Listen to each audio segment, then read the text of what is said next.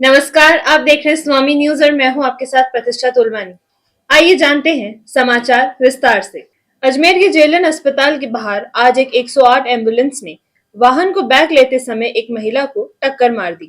आपातकालीन मरीज को अस्पताल पहुंचाने के बाद एम्बुलेंस चालक ने वाहन को बैक करने का प्रयास किया। इसी दौरान एक महिला उनकी चपेट में आ गई। हादसे के बाद मौके पर हड़कंप मच गया।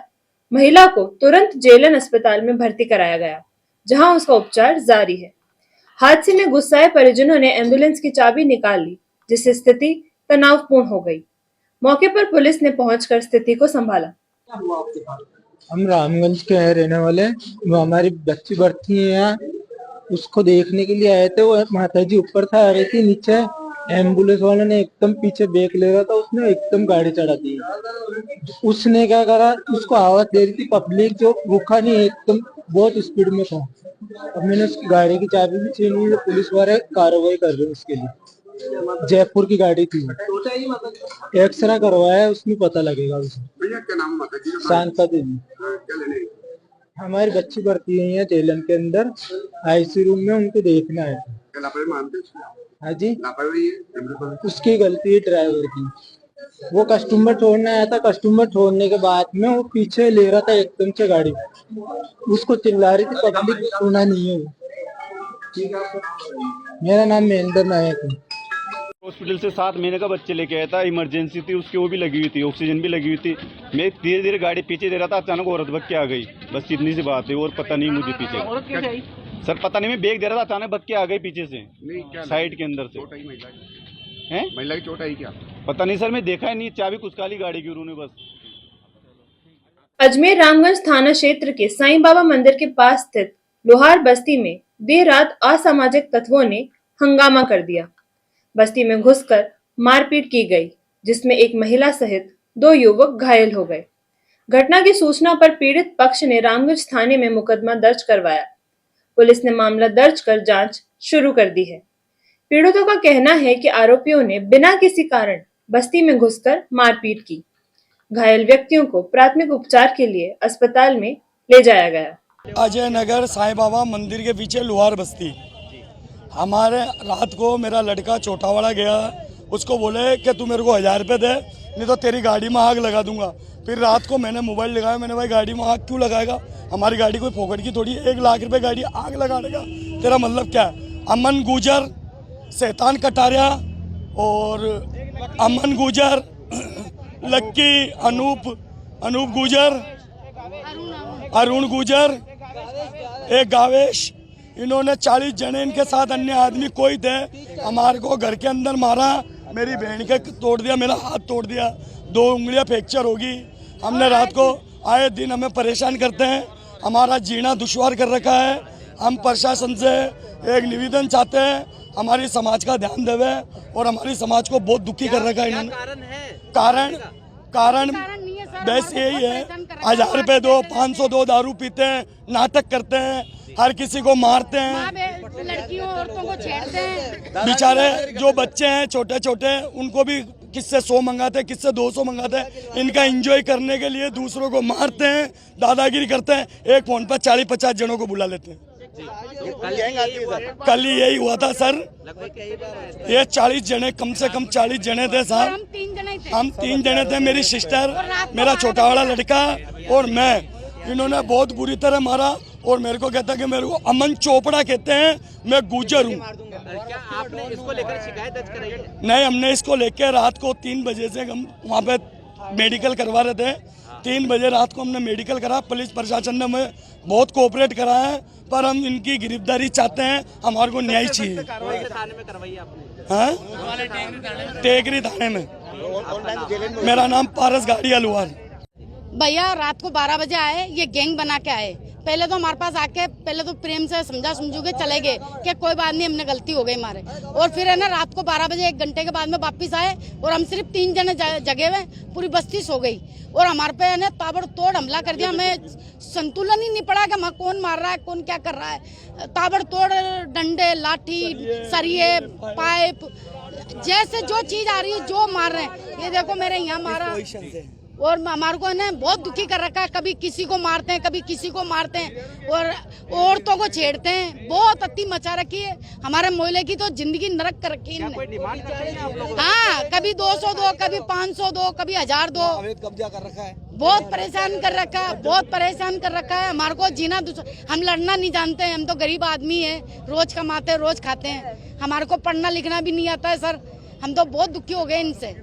और हमारे को धमकी देते हैं, हम गुजरों को ले आएंगे, बकरियों को लगे। पुलिस हमारी जेब में रहती है। पुलिस हमारा क्या कर लेगी, गोली मार देंगे, ऐसे धमकी देते हैं सर। हमें बहुत परेशान कर रखा है। मैंने प्रशासन से यही निवेदन है, हमारे को न्याय दिलाए।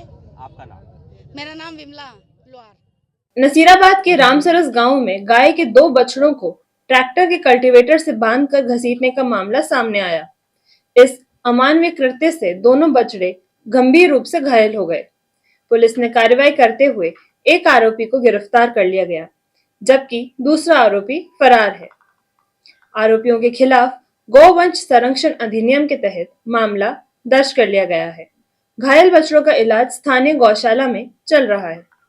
ये कल रामसर में हमें एक गांव से एक सूरज करण है और गांव के कुछ अन्य लोग भी थे। उन्होंने एक लिखित में रिपोर्ट हमें दी थी कि उन्हीं के गांव के 2 लोगों ने गाय के 2 छोटे बछड़ों को और ट्रैक्टर के कल्टीवेटर से खींच दिया, जिससे कि उनके कुछ चोटें आ गई। इस संबंध में उसी समय पे तुरंत कार्रवाई करते हुए एक व्यक्ति को उस समय डिटेन कर लिया था, जिसको कि 170 BNSS में गिरफ्तार कर लिया था और ट्रैक्टर को जब्त कर लिया था।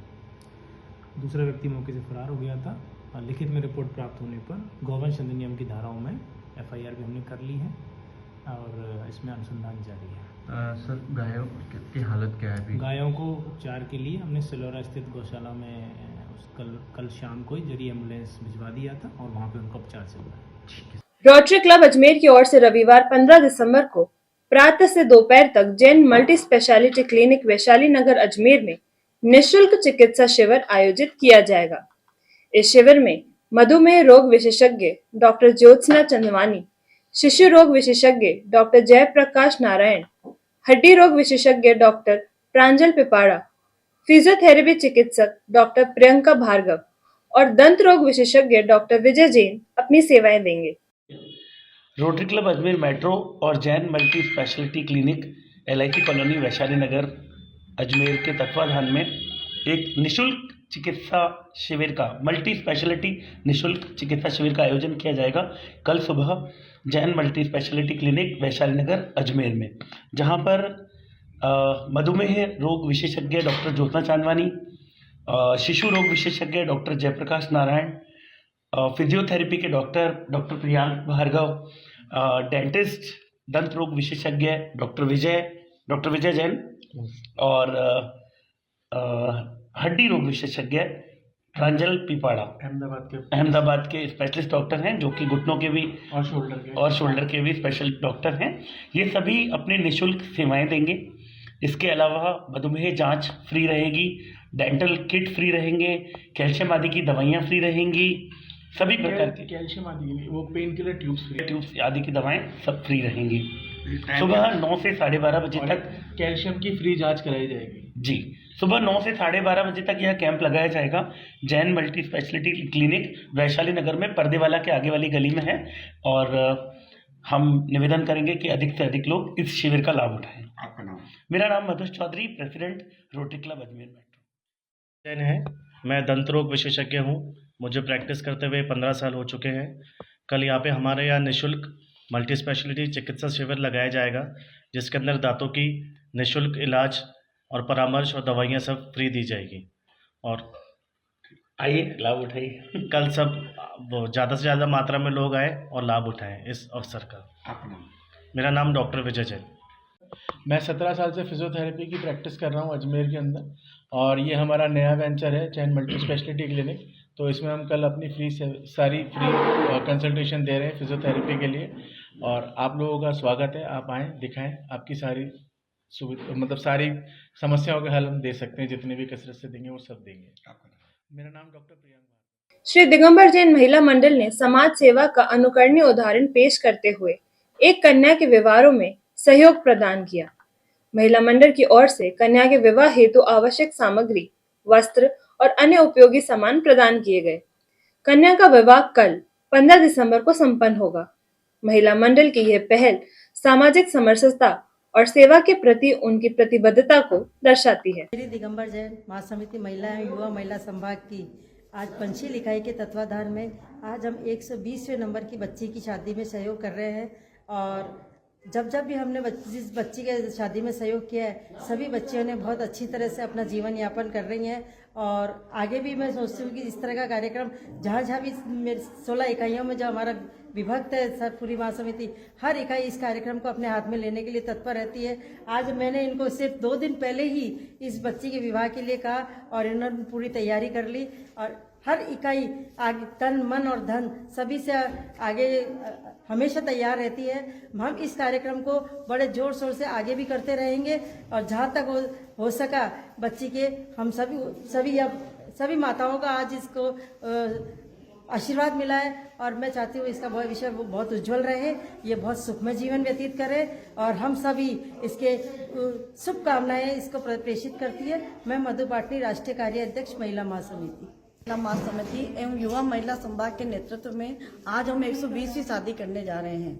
समय समय पर महासमिति द्वारा आर्थिक, सामाजिक, सांस्कृतिक, राजनीतिक सभी प्रकार के कार्य किए जाते हैं, जिसमें कन्या का विवाह एक सामाजिक कार्य है जिसको महासमिति बड़े जोर शोर से करती है।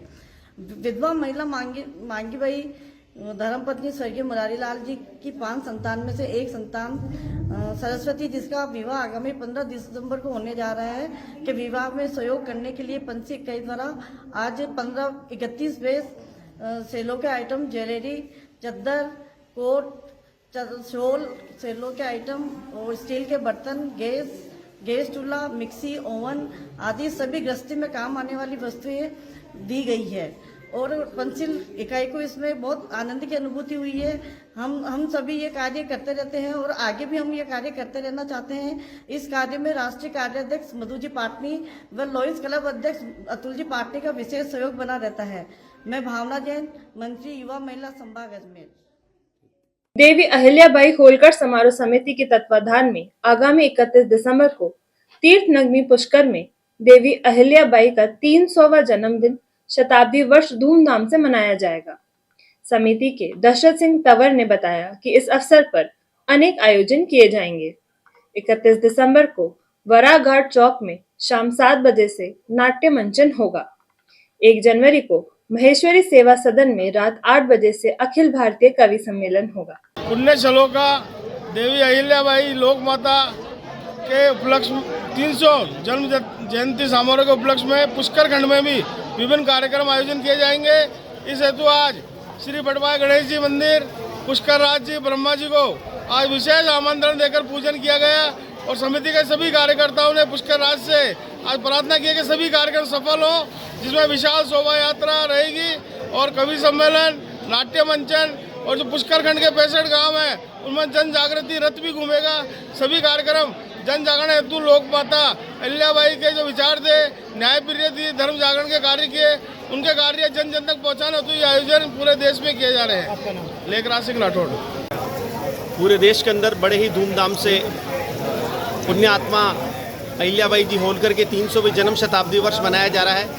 इसी निमित्त आज पुष्कराज तीर्थराज में सभी कार्यकर्ताओं ने आज गजानन जी के मंदिर में धोग लगाकर और पुष्कराज महाराज की पूजा करके और जो भी आगामी कार्यक्रम करने जा रहे हैं 31 तारीख 1, 2, 3 जनवरी को, उनके लिए पुष्कराज महाराज से आह्वान किया है ताकि हम सारे कार्य संपन्न कर सकें शुभ अवसर पर।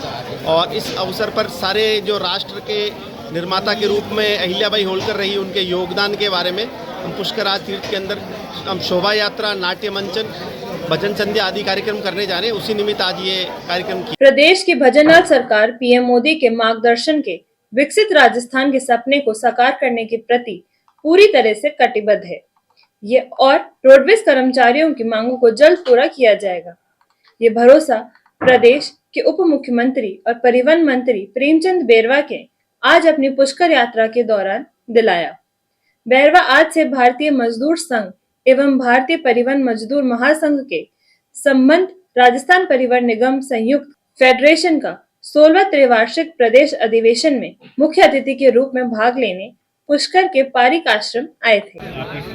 कि हमारे बीएमएस के रोडवेज के कर्मचारियों का आज ये अधिवेशन है और मैं मानता हूं कि एक यूनिटी, एक साथ मिलकर एक समरसता का परिचय देते हुए और रोडवेज डिपार्टमेंट में किस तरह से काम, इसकी चर्चा भी आपस में होती है। और इन्होंने मुझे भी कहा और मैं यहाँ इनके बीच में आया क्योंकि ये हमारे परिवार के सदस्य हैं। जहाँ भी बुलाते हैं मैं उनके बीच में जाऊँगा और इनकी जो मांगे थी उनके मांगों में भी मेरा प्रमुख कर्तव्य है। और हमारी भारतीय जनता पार्टी की सरकार और माननीय भजन लाल जी की सरकार हमेशा रोडवेज के हर राजस्थान के हर कर्मचारी अधिकारी के लिए हम काम करना, ये हमारी सरकार प्रतिबद्ध है। इसलिए आज इसमें कई बातें हुई और इन कर्मचारियों की कुछ मांगे थी, उन मांगों को भी मैं जहां तक हो जल्दी से जल्दी इनका निपटारा करने की कोशिश कर रहा हूं। और जिस तरह से यशस्वी मुख्यमंत्री भजन लाल जी शर्मा जी की सरकार जो 1 साल पूर्ण हो रहा है, हमारे यशस्वी प्रधानमंत्री नरेंद्र मोदी जी की सोच और जो विजन, उसको संकल्प लेते हुए हमारे यशस्वी मुख्यमंत्री जी ने विकसित भारत का, हमारे प्रधानमंत्री जी का जो सपना है, जो सोच है, उसको आगे बढ़ाते हुए विकसित राजस्थान की एक कल्पना की है। और उस कल्पना के साथ साथ उन्होंने जिस तरह से राजस्थान में बजट दिया और उस बजट को धरातल पे उतारा है। और इतना ही नहीं कि हमारे युवाओं के लिए, हमारे किसानों के लिए जो ये सरकार काम कर रही है, जो पिछली सरकार ने धोखा दिया उनको, उनके लिए रोजगार उपलब्ध कराने के लिए सरकारी वैकेंसीज खोली। और राइजिंग राजस्थान जो इतना बड़ा जो समिट हुआ है, वो भी हमारे युवाओं के रोजगार के लिए, राजस्थान की सुविधाएं, राजस्थान के विकास के लिए एक बहुत बड़ा काम इस राजस्थान के लिए होगा। मैं मानता हूं कि उसके लिए भी हमारे यशस्वी मुख्यमंत्री जी ने जिस तरह से डिपार्टमेंट अलग से उन उद्योग लगाने वाले इन्वेस्टरों के लिए बनाया और उसमें उनकी कठिनाइयों को दूर करते हुए या उद्योग धंधे स्थापित होंगे तो हमारा राजस्थान एक विकसित राजस्थान की श्रेणी में है। इस लक्ष्य को लेकर रात दिन हर क्षेत्र और हर कौम के प्रति हमारी सरकार प्रतिबद्ध है और हम सब मिलकर इस राजस्थान को विकसित राजस्थान बनाने के लिए हम सबका सहयोग और सबका साथ, सबका विश्वास। आपने अभी बताया मुझे, अगर कहीं भी कोई बसें नहीं रुक रही है या बसों की आवश्यकता है, निश्चित रूप से मैं आप लोगों की समस्याओं को हल करने के लिए आप मुझे बताइए। आपने आज मुझे पूछा है, लेकिन अगर यहाँ के कोई भी मुझे बताता, निश्चित रूप से अगर यहाँ कोई आवश्यकता है या यात्री बाहर आ रहा है तो निश्चित रूप से मैं यहाँ पे लगवा। बुकिंग नहीं है यहाँ पे, बस स्टैंड नहीं है, बुकिंग भी नहीं है, एक बस स्टैंड नहीं है और कुछ बुकिंग नहीं है, यात्री भटकते रहते हैं चारों तरफ। मतलब मैं अभी मैं अधिकारियों को कह के और यहाँ का पूरी समीक्षा ले लेता हूँ, कितना यात्री भार है और कितनी आवश्यकता है। मैं इसके बारे में अभी अधिकारियों से चर्चा करके निश्चित रूप से भारतीय मजदूर संघ से रोडवेज में कार्यरत संगठन राजस्थान परिवहन निगम संयुक्त कर्मचारी फेडरेशन का 16वां त्रैवार्षिक अधिवेशन पारिक आश्रम के इस प्रांगण में 14 और 15 दिसंबर को आज उद्घाटन सत्र से प्रारंभ हुआ है। उद्घाटनकर्ता के रूप में इस अधिवेशन के माननीय रविंद्र हिमते जी, भारतीय मजदूर संघ के अखिल भारतीय महामंत्री, मुख्य वक्ता के रूप में राजबिहारी जी शर्मा, अखिल भारतीय उपाध्यक्ष भारतीय मजदूर संघ, एवं मुख्य अतिथि के रूप में राजस्थान सरकार के माननीय उप मुख्यमंत्री महोदय डॉक्टर प्रेमचंद बैरवा जी आज मुख्य अतिथि के रूप में उपस्थित थे। ये 6 सत्रों में चलने वाला हमारा संपन्न होने वाला अधिवेशन, प्रथम सत्र उद्घाटन सत्र था, द्वितीय सत्र 3 से 4:15 बजे तक, 4:30 बजे तक हमारी जो पूरी कार्यकारिणी का जो 3 वर्ष का जो कार्यकाल है, उसमें महामंत्री व्रत का जो कार्यकाल में जो व्रत है वो प्रस्तुत होगा। उसके बाद आय व्यय का लेखा जोखा प्रस्तुत होगा। उसके बाद 5 बजे एक रैली के रूप में यहाँ से शोभा यात्रा पारिक आश्रम से नायक कॉलोनी वरा घाट होते हुए ब्रह्म चौक पर सभा होगी। उसके पश्चात कल सवेरे प्रातः 9 बजे प्रथम सत्र में राष्ट्र सेविका समिति की माननीय अखिल भारतीय व्यवस्था प्रमुख माननीय वंदना जी वजीरानी का उद्बोधन प्राप्त होगा। उसकी अध्यक्षता माननीय मनीषा मेघवाल जी केंद्रीय कार्यसमिति से भारतीय मजदूर संघ और प्रभारी परिवहन रहेगी। उसके पश्चात आने वाले 3 वर्षों के लिए सरकार को क्या प्रस्ताव भेजने हैं, रोडवेज के जनता के हित में क्या कार्य होने चाहिए, इसके प्रस्ताव लिए जाएंगे और अंत में आगे की कार्यकारिणी के लिए 3 वर्ष का नया कार्यकारिणी का गठन होगा। उसके बाद समापन होगा। सत्यनारायण शर्मा, प्रदेश महामंत्री, राजस्थान परिवहन निगम संयुक्त कर्मचारी फेडरेशन, भारतीय मजदूर संघ। तो ये थी आज की खास खबरें। इसी तरीके से आप लोगों के बीच फिर मौजूद होंगे। जब तक देखते रहिए स्वामी न्यूज।